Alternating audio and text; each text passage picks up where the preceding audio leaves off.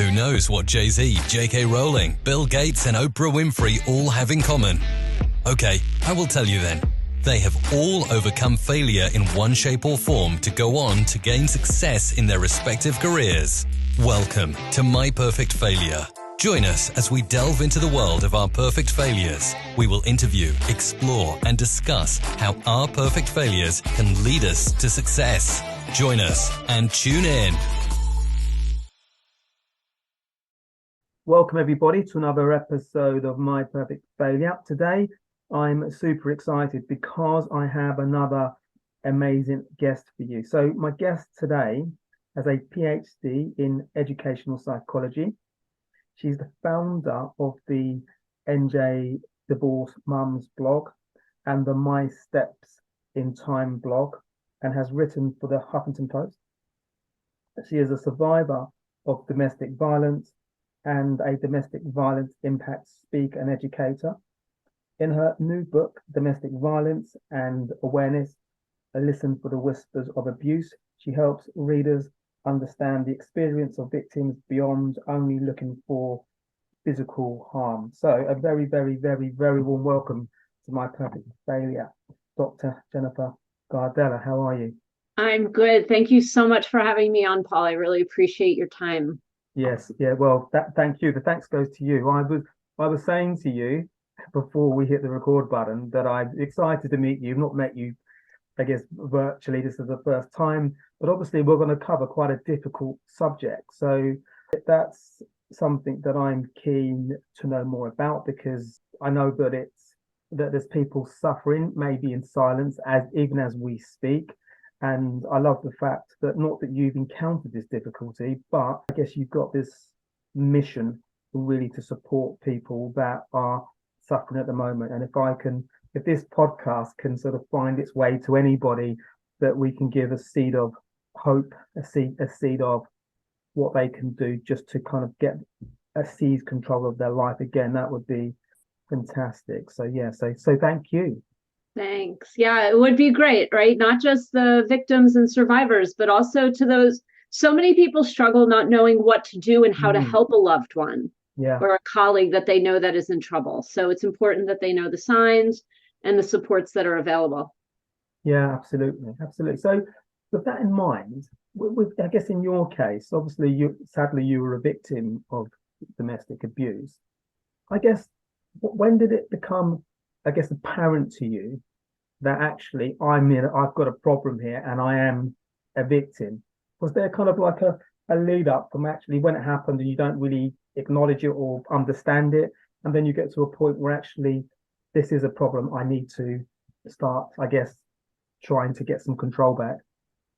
Yeah, so my story is very strange, but very, at the same time, ordinary. So I knew that there was a problem in the marriage, but like many victims, my abuser was blaming me for it.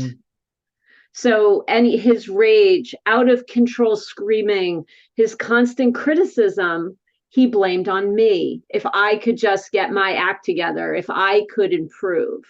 So while I was looking up words like narcissism, I was looking up, how can I calm him down, things like that, I didn't actually know I was living in abuse. And it wasn't until my two daughters came to me. They were back from college for COVID. We were all living together. And they came to me and they said, "Mom, we're being abused and we don't want to be here anymore. We're scared to death.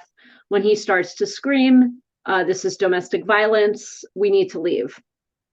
And believe it or not, I had hidden the memories. We talk about repressing memories of actually being physically hit. I was never slapped across the face, but there was physical violence in the relationship. But I didn't even consider that real physical violence because I wasn't slapped across the face. I mean, there's the stereotypical, and then there's what actually happens, right? That was very blurred for me. And so it was about 2 months out when I had to file for a restraining order, and my local domestic violence center said to me, "You're calling here for help with a restraining order. Perhaps it's time you talk to someone. You're hysterically crying. You're scared to death." And I said, "I don't need your help. I wasn't hit."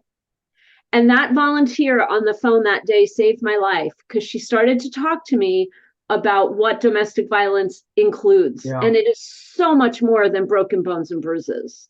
And it wasn't actually until 2 months out that I really made the connection between my experience being actual domestic violence. Yeah. Yeah, that's scary, because it's scary on every level, because when the lines are so blurred because a lack of understanding about what domestic abuse is, then you've got abusers that manipulate every conceivable situation to their advantage. And Right. I guess if you're a victim, where do you go? So as you were talking at the very start, I was thinking that when we live with people, when we're in relationships, regardless of whether it's a spousal relationship or any type of relationship, particularly when it's family, or it's I don't know, like a friend that you might be sharing a flat with, or whatever it is. Sometimes it can get confusing about boundaries, what's acceptable and what's not.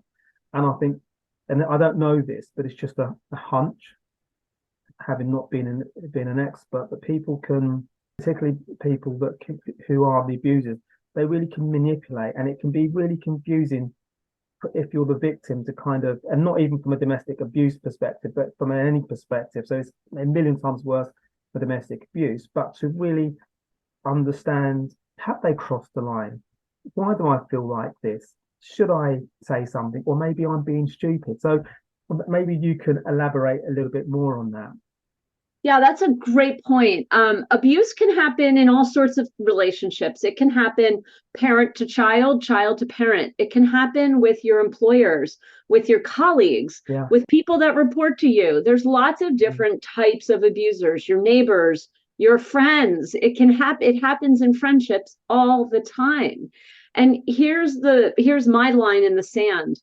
If a relationship doesn't lift you up, sure, there's always issues, right? I mean, we're not perfect. We're going to have disagreements with people.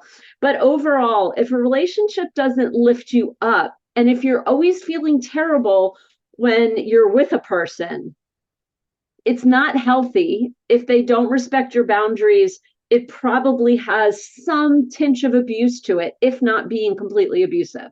And so you have the right to put down clear boundaries. It was a huge part of my healing journey when I came out of abuse, because I didn't have any boundaries. The abusers hate boundaries. Yeah.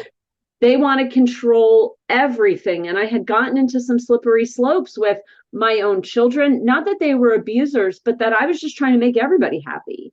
Yeah. I thought that's what my role was. Yeah. And the one person that wasn't happy is me. And the one person that you're most responsible to make happy in the world is yourself. That's it. Totally. Number one, if you're not happy, if I always say, if mama ain't happy, nobody's happy. Yeah. So you got to be happy. But it can feel counterintuitive though, can't it? Because particularly with mums, not being a mum, but just being around mums and so forth, they kind of like are the bedrock of the family, of society. They're the guys that get things ship shape, and they take huge responsibility, and they're very selfless as a rule. And to kind of think that I need to put myself first can go against the grain of their instincts, which is to make sure that the kids are good for school, they're clothed, they're happy, their health, all those things. And I guess it goes the same for the partner as well. Yeah, and I have 3 daughters. They, I'm happy to say that they're all now out of college and living on their own. And I have taken some time to reflect on my parenting of them. Their dad sadly died about 5 years ago. And what happens when you put the control of your life in the hands of your children is that they don't learn how to live their own life, right? Mom's doing everything for them. And I can tell you in our life, I mean, we escaped domestic violence together. Their dad was gone. So I was not a single parent. I was an only parent. And my kids had to do an awful lot on their own for themselves. I was always there to move them in and out of college, pay tuition bills, big things like that. But there were a lot of parents who were rushing down to take that, to deliver groceries on college campuses, or, oh my gosh, you need a cleaning lady. And I was like, whoa, wait a minute. My kid is going to grow up. My kid is going to learn how to function in the world. But what winds up happening is parents let all the boundaries slip, and the kids don't know how to do anything. Yeah. They don't know how to look for a job because mommy or daddy has always done everything for them. And so for a lot of us as parents, like, I stepped way back and I said, hold on for a second. Not only was my life dictating that I needed more control for myself and my own boundaries, I needed to take care of myself. But it also, I think, is detrimental to children as they're being raised when parents try to do everything for them. Yeah.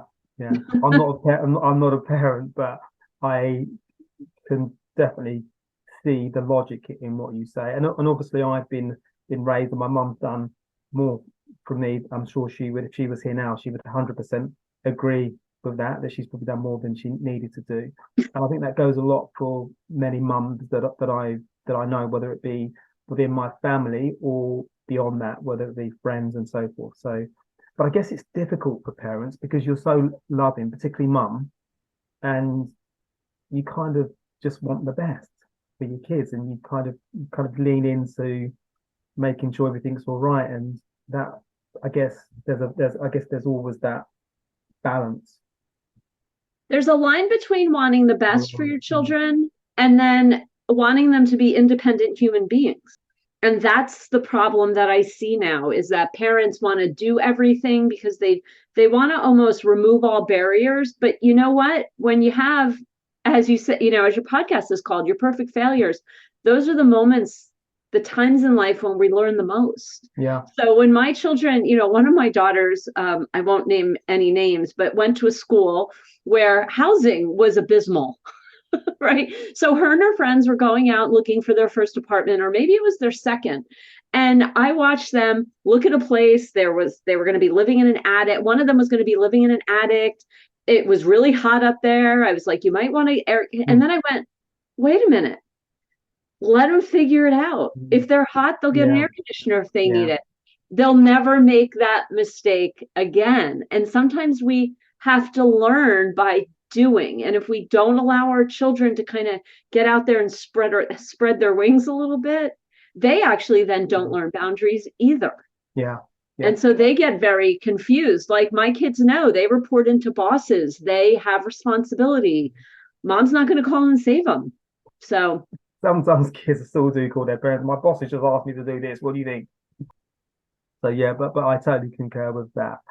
I just had a question around. So domestic abuse happens, and this is a question to you, but I'm guessing anybody that potentially listens to this and might be a victim might be thinking this as well. So you go from that point where the domestic abuse is there, you maybe sought some support, some help. How do you get the strength to kind of fight back? Because I imagine that once you have some degree of acknowledgement there's something going on, you've almost got to build your foundations again to kind of almost fight back, or just get back that inner strength. Yeah, it's a good question. So the first thing that I recommend anyone doing is, if you feel in your primary romantic relationship that love hurts all the time, there's probably abuse going on. Start planning. I didn't have that luxury. I was delusional that things would always get better. Yeah. So all of a sudden we had to get out, and I didn't really know how that would happen. And so that was a very confusing time for me. So there's domestic violence centers throughout the United States, and I know that they're over there in England as well. And you can do some confidential safety planning with a therapist, and that, or in a support group environment. And that is a huge gift. Like, what kind of money are you going to need to get out? What kind of, where are you going to go? Shelters in the United States typically only take you if you're being physically abused. So if you're being emotionally and psychologically abused, you're going to have a different plan. And one of the problems that we have is, when you're being emotionally or psychologically abused, things can escalate very quickly in an argument. And so you can suddenly find yourself as a victim of physical abuse now. So then the shelter system would work for you. But anyway, have a plan, know where you're going, have a suitcase at a friend's house, a stash of money, something, so that you're comfortable if you need to leave right away. Then and I am a product of a phenomenal system here in Pennsylvania. The Domestic Violence Center in my town worked a small miracle on me. And I never want any victim to feel embarrassed about going for help.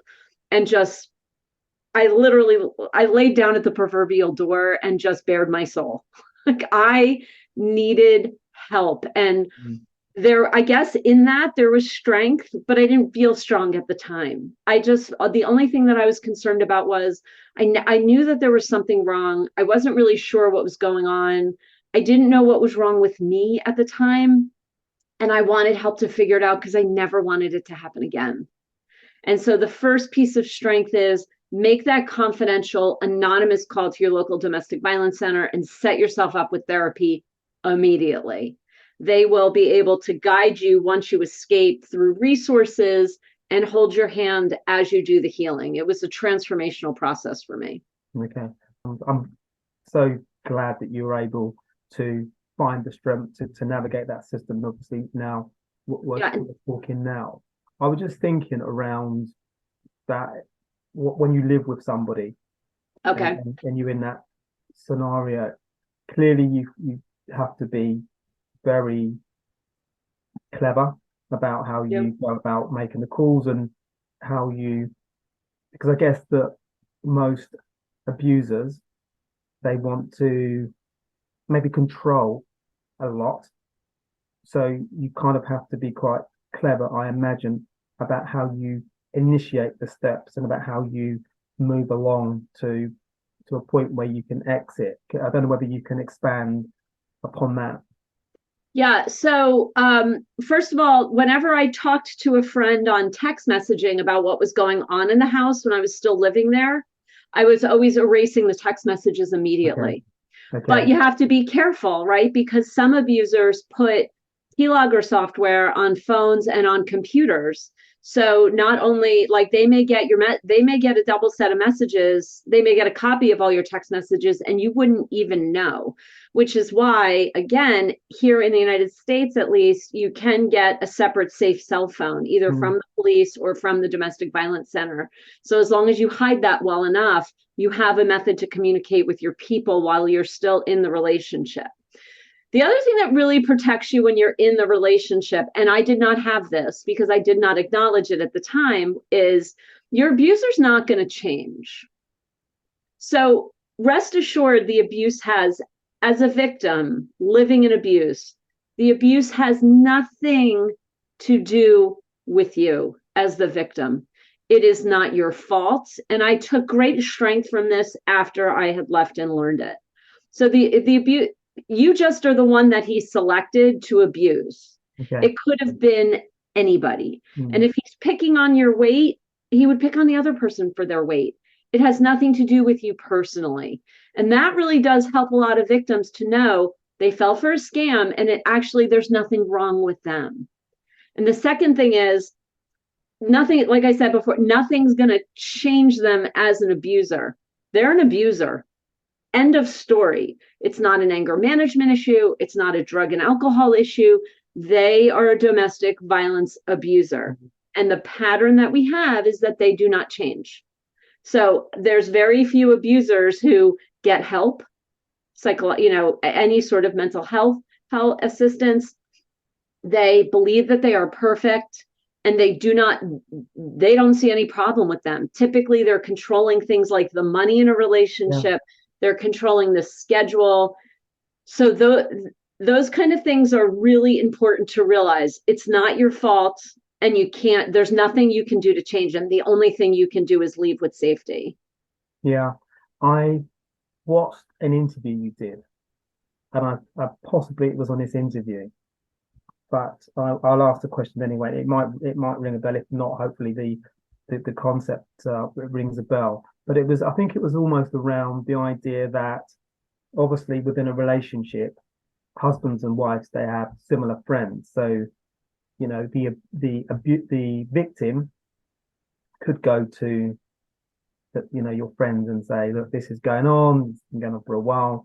But the abuser can maybe also do the same by saying, so and so has been a bit emotional lately, this has been going on. So when finally we do go and engage our mutual friends, the friends are kind of thinking, well, I've already been prepped that they're a little bit in a state at the moment. They might even say the stuff's going on at work, so she's a bit upset about that. So I don't know whether that was you, because I did a bit of research, but maybe you can speak on that type of scenario. Yeah, that's an abuser tactic. What they do is they go around to your colleagues, your friends, your families, business associates, the banker, your tennis partners, whoever they can, and they make sure that everybody knows that you're the one that's having a problem. Mm. Now, my abuser did this with me. The one advantage that I had is all of my friends didn't like him anyway. Okay. Oh. They all knew that there was a problem. However, I've helped a lot of victims, a lot of my friends who have had to lead these types of relationships where their abuser has turned even her own family members against her. Yeah. To your point, hey, she's having a really hard time right now. She's flying off the handle. He, of course, doesn't share that he's screaming at her all the time. He just shares her reaction. So the friends and family members actually turn on her. And this, again, is why calling the National Domestic Violence Hotline, calling your local domestic violence center is key, because they can help you sort out what's going on, and they can help you get resources that maybe your friends and family don't have. There's a lot of women that come to the door of a domestic violence center and their family and friends think they're crazy because he's convinced them. When I left my abuser, I went into hiding. I actually escaped and went into hiding for a month. My abuser kind of knew where I was, but he told everybody that I had a boyfriend in this new location, that I had been cheating on him, that I was an alcoholic. And I mean, it was unbelievable, the lies that he spun in my direction. None of it was true. Didn't have proof of any of it. But all they're trying to do is create a narrative around, I'm perfect. Again, the abuser has to be perfect, and the victim is crazy. And so that can be very, very hard. The other thing that a victim can do is the minute that she hears that this is going on, like let's just say her abuser starts talking to her own parents about it, right? It's really important for her to get in the middle of it as soon as possible. Like, hey, mom and dad, I'm actually not going crazy. He's screaming at me all the time and I need help. That's very hard to do for any victim. But again, you can start to find those words and have those conversations. What will also help in this situation is documentation. So this is really sad, but I had a file that I started keeping long before I left of all of the situations where he would start screaming at me. I kept it in a safe location. It was protected under a different email address in Gmail on a Google Sheet.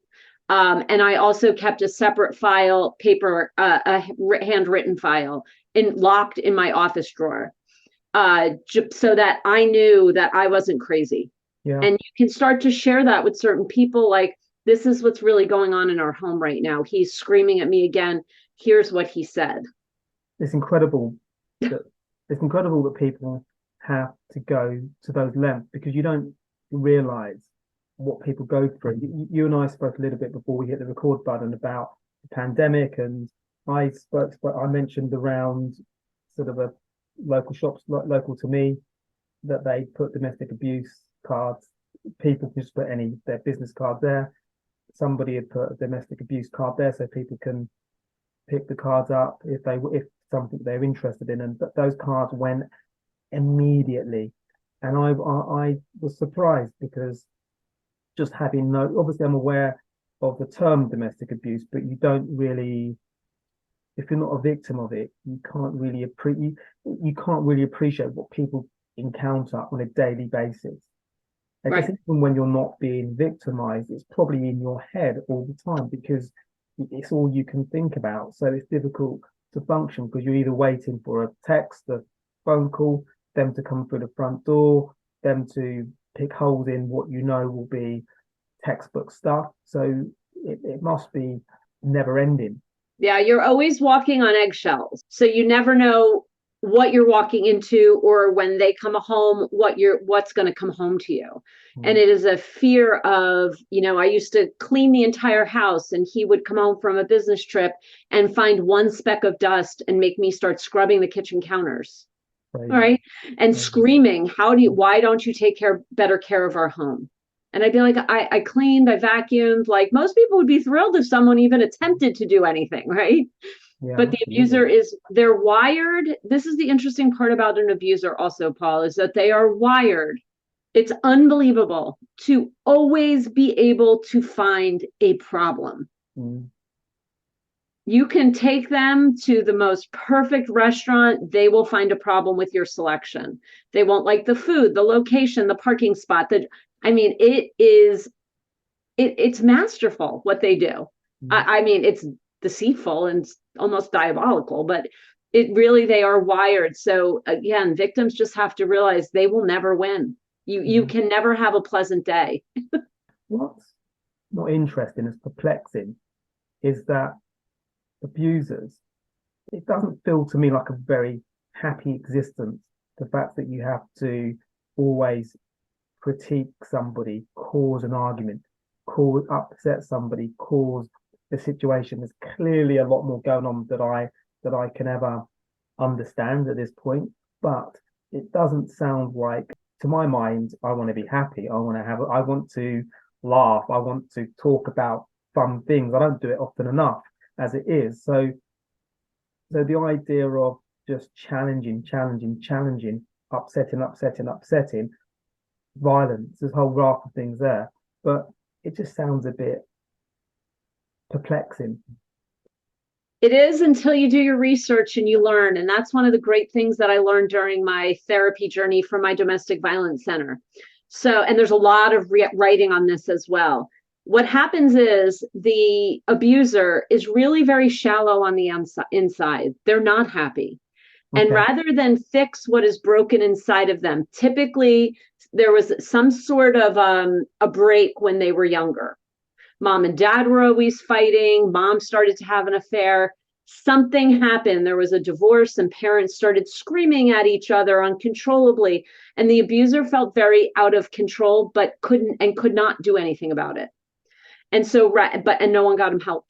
That's another thing. Okay. So they grow up wanting control, and then slowly but surely they gain control over their lives, but they've never fixed that core wound inside of them. They've never gone back to that little boy and given him what he wanted, which we all know can be done in therapy beautifully, actually. And then you move on with your happy life, and you always have to check in, but abusers don't do that. They don't feel that they need to heal. And so then all they know is pain and suffering. They think it's normal, and they want to put everyone else in pain as well. My abuser, we were in a long-term relationship. He knew a lot about me. He knew my vulnerable points. And when he would start to scream, he would stab me with them. So really hurt me with the pains of my life. And I was like, why is it, and afterwards I'd say, why does someone that claimed to love me want to put me in that kind of pain? And again, it wasn't until a healing journey when I really learned how and why abusers do that, and they don't get the help that they need, and so they just abuse. Yeah. And just to kind of cover off this point, you referenced it earlier, but it's a point that I just want to maybe sort of revisit. The subject around, obviously there's a physical violence, and then there's obviously the psychological stuff.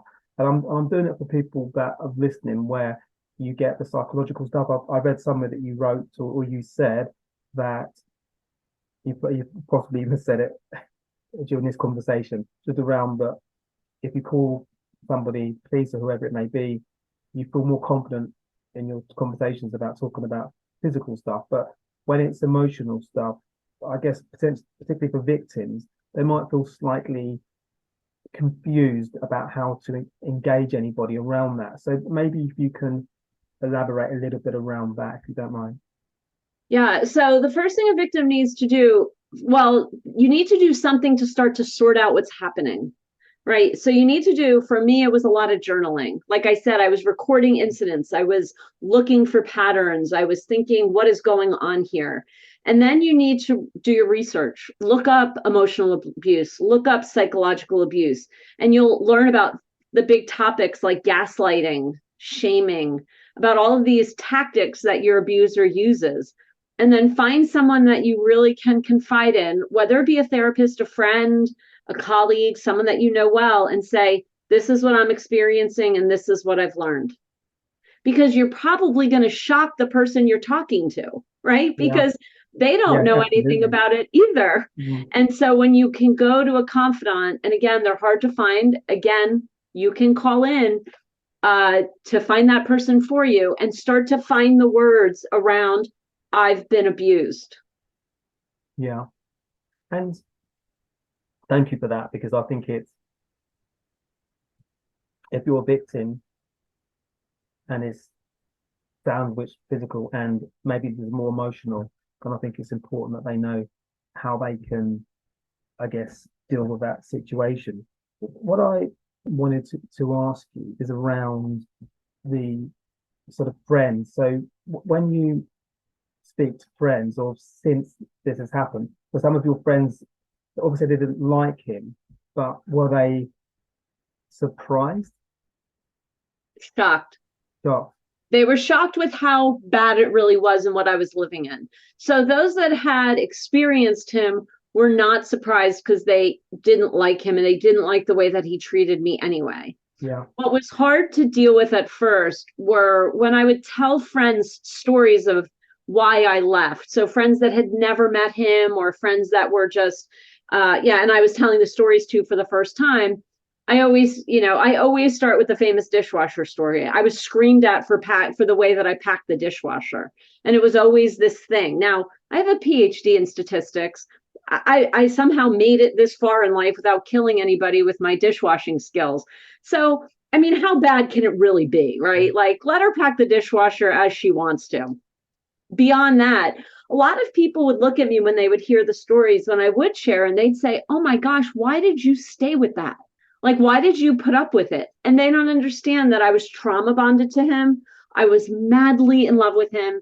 And he had convinced me that it was all my fault. Yeah. And so that is what your victim is living with. And I can tell you now, when someone says, why did you stay in that? Why did you allow yourself to stay in it? I say, because it's domestic violence and you don't understand what it's like. Totally, yeah.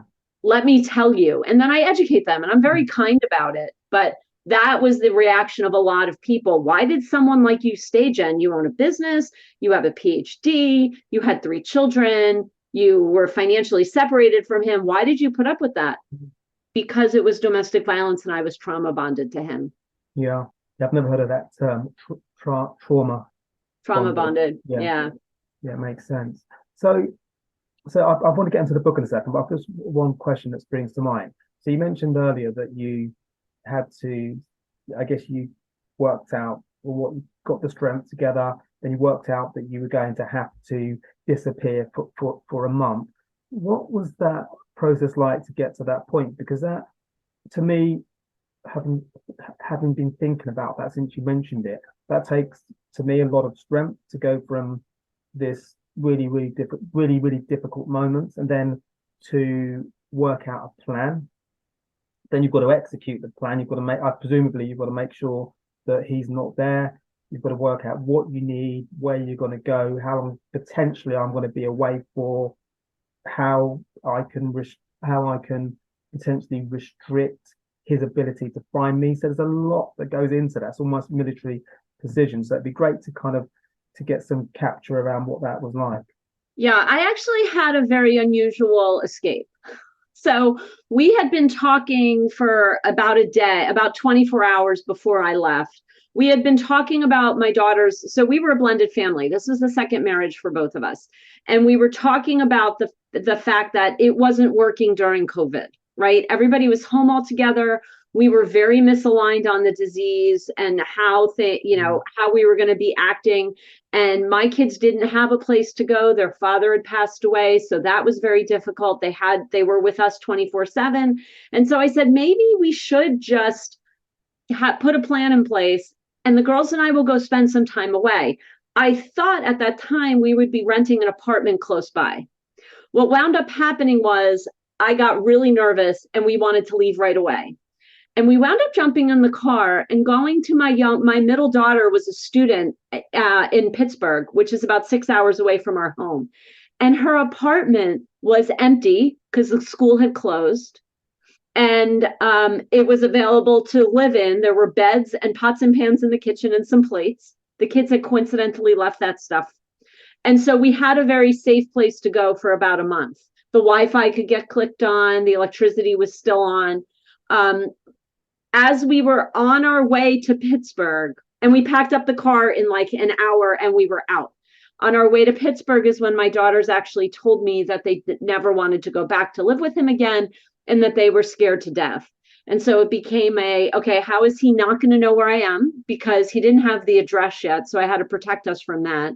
I had to make sure that my cell phone didn't have any tracking devices on it. And I also, whenever he wanted to try to come and meet with me, he wanted me to come home and leave them there. He wanted me to meet him halfway. He wanted to come visit. They were very difficult conversations of stay away. And so then what happened was I didn't really understand. Again, I thought I knew that separating was on the horizon, but I thought when we did come back to town and I had rented a place for us to live, I thought that he would leave us alone. And that's when he really went off the walls.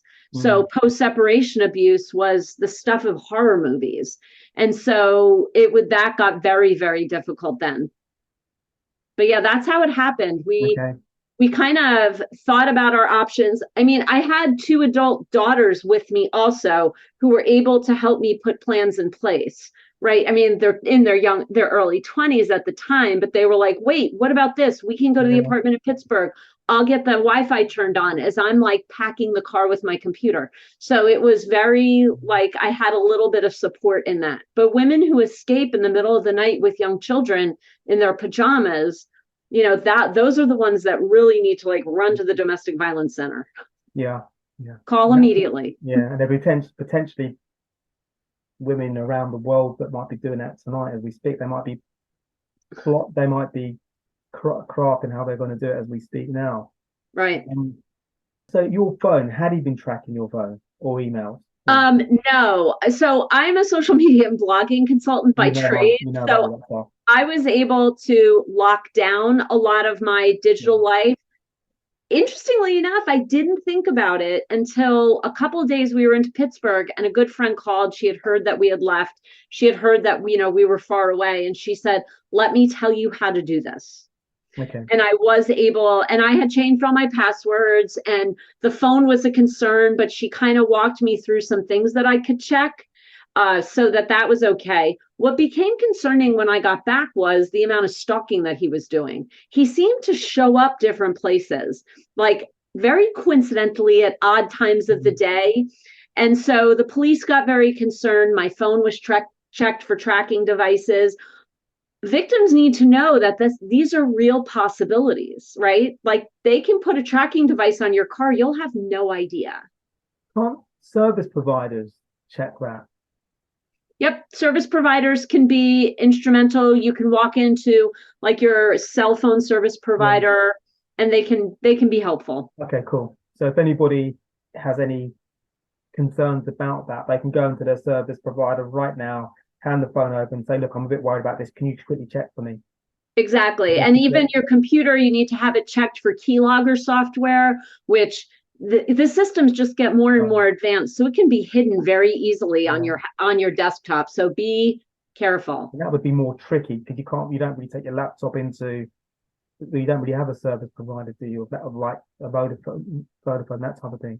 Right. The best place to go is the police department because it's all illegal, and if they know the places where you can go to get it checked.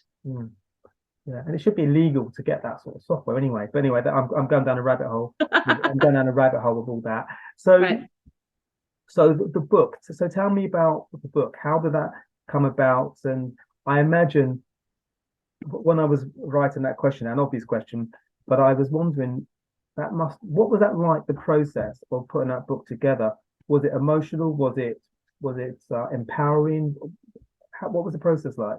Yeah, so in October of 2020, so a year ago, I decided it's Domestic Violence Awareness Month here in the United States. And I said to myself, every day of Domestic Violence Awareness Month, I am going to put up a post on social media. I did LinkedIn, Facebook, and Instagram about my experience. This is what it's like. This all about the emotional and psychological abuse. Some people didn't know that we had escaped because, it's easy to hide things. You don't post, hey, I just escaped domestic violence on your Facebook page. And so they were very eye-opening to people. And while I did hit some criticism that everybody knows what domestic violence is, I received comments, text messages, private messages, phone calls, emails. Your posts are so helpful. I'm going through this. What do I do? How did you get out? I mean, it was like a full-time job just managing the comments. Wow.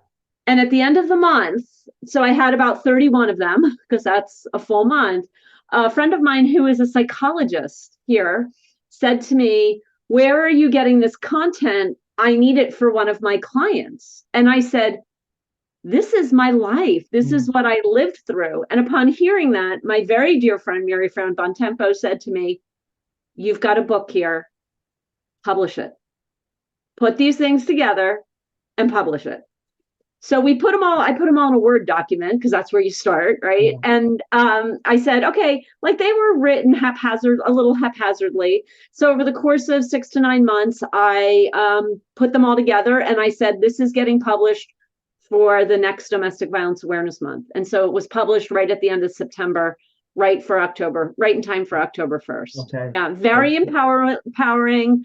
It was a very impactful experience because it's my experience, right? And it can help a lot of people who just need the information. What does this look like? And it is the book that would have walked me through the abuse that I had suffered. And I think that would have been transformational. So it's the book I needed. Yeah, absolutely. Where can people get the book? Where's the logical place or easiest place for people to get the book? We can put links on the show notes, etc. Oh, thanks so much. It's on Amazon. If you look under Jennifer Gardella, it's called Domestic Violence Awareness. Listen for the Whispers of Abuse. Yeah. Okay. And it's a short read. It's like 120 pages. There's pages to take notes. And it's all about how we can listen for abuse. We all think we need to see it. It's broken bones and bruises. But the truth is that what the victims are sharing with us is actually dictating the story that they are in abuse. That they're letting us know they're in abuse. He's screaming all the time. I don't have access to money. I'm not allowed to spend the holidays with my family. Those are indications that there's a serious problem and your friend, colleague, loved one is in trouble. Yeah. Is there, you kind of answered this earlier, but I'm just curious around it. So when stuff starts happening, abuse starts happening, and maybe it's not even physical, it's verbal, it's emotional. I'm just wondering, like that, it's getting to that moment where we think this isn't right. I'm not having this. This isn't what I signed up to. So I'm just wondering for people that are listening, watching, that maybe that moment has arrived. How can they sort of dissect that and think, actually, this isn't normal?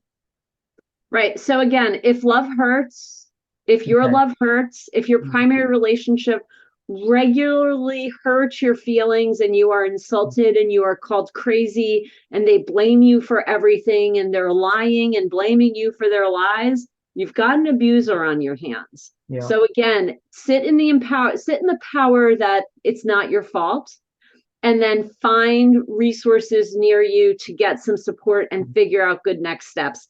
Sadly, Paul, you and I can't tell anybody what their good next steps are. Every victim's got to figure that out for herself or himself. But it's really important that they know that they are not alone at all. Here in the United States, we have a 1-800 number.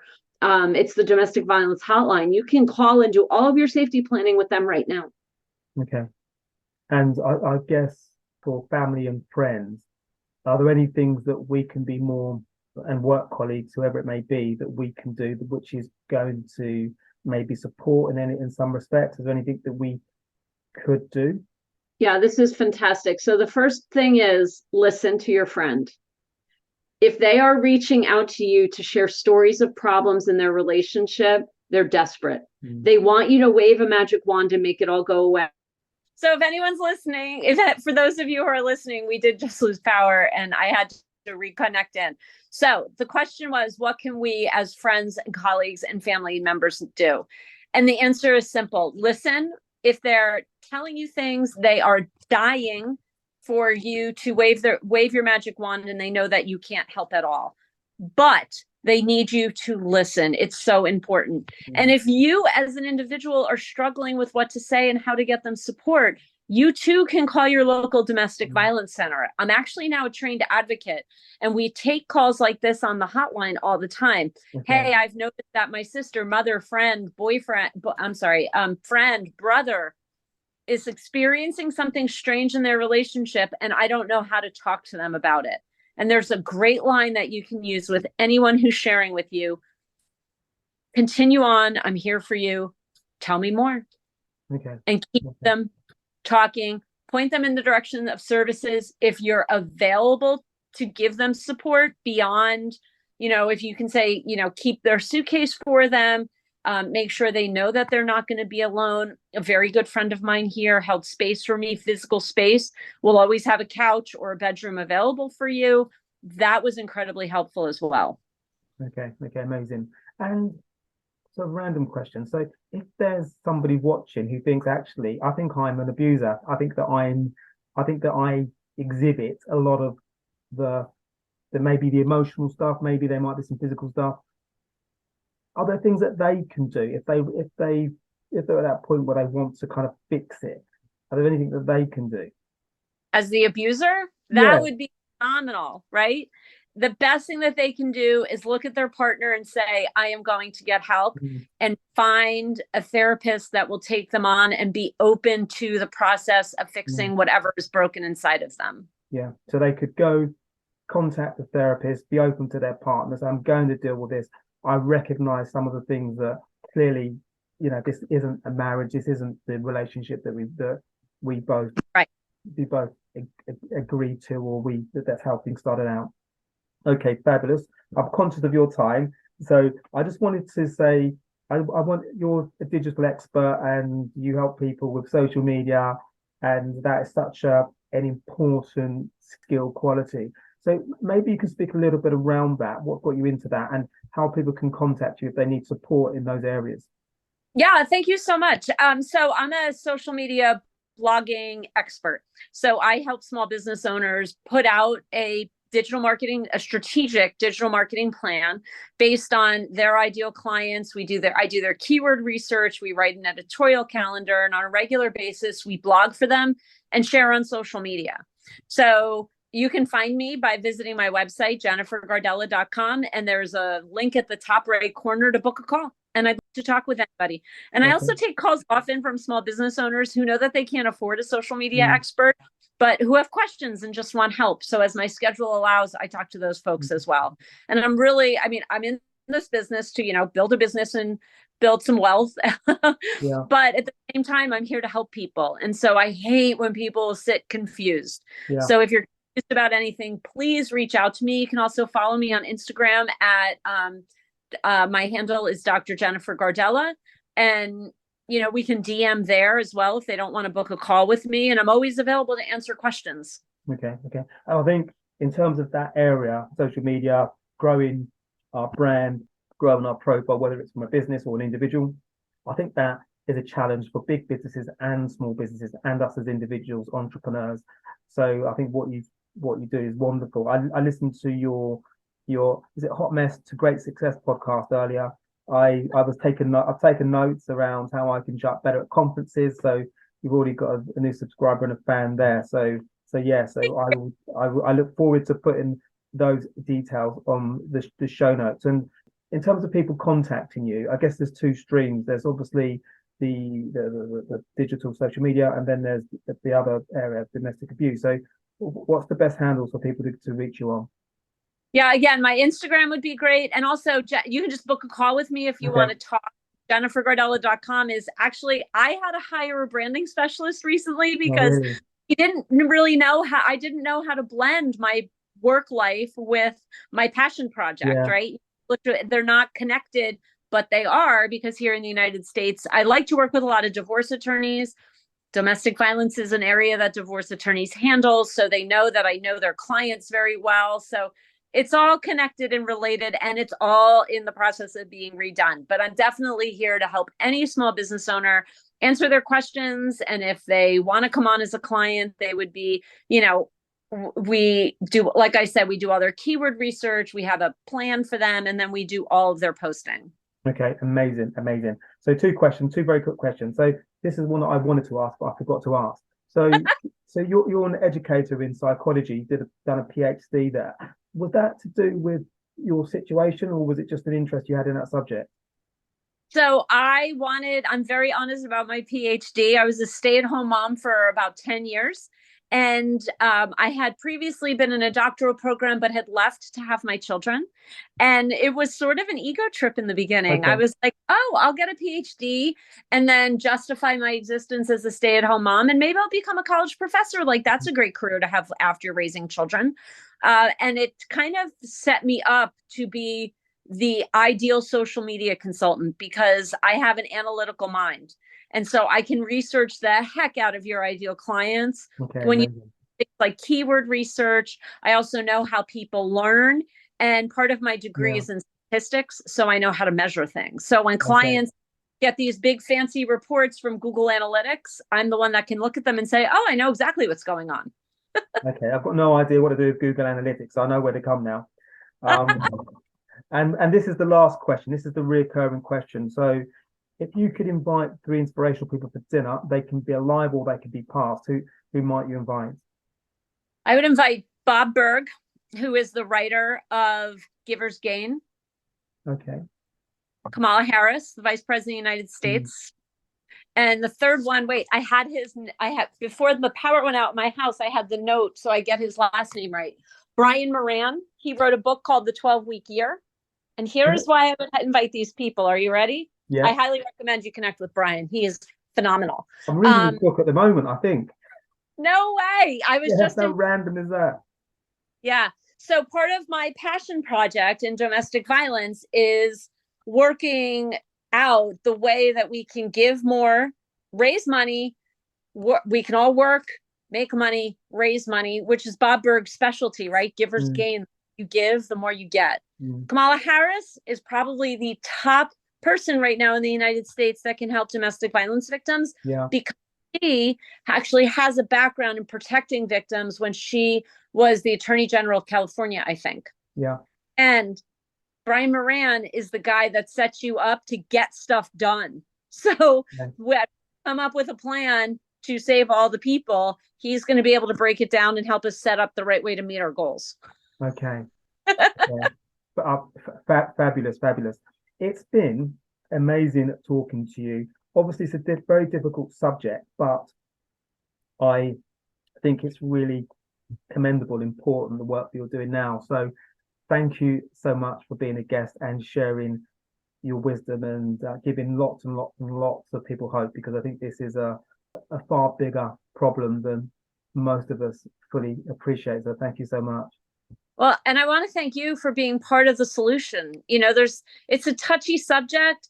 People typically don't want to talk about it. And here you are stepping up with your podcast to give it space. And you're part of the solution to save people. And I commend you for that. Well, thank you. And thank you everybody for tuning into this episode of My Perfect Failure. We're always looking to grow the show. So please do share this episode far and wide, particularly if you know anybody that you think possibly is suffering from any level of domestic abuse, whether it's emotional or physical, any of those, please do share this episode. And your feedback is most welcome. We're keen to hear about the things you like and equally things you don't like. So you can find me at paul@myperfectfailure.com, or you can find me via the feedback page on the website. So take care for now. Thank you. Thanks for listening to My Perfect Failure podcast. Be sure to visit www.myperfectfailure.com to join the conversation. Subscribe to our podcast on iTunes or Google Play. Look out for our next episode.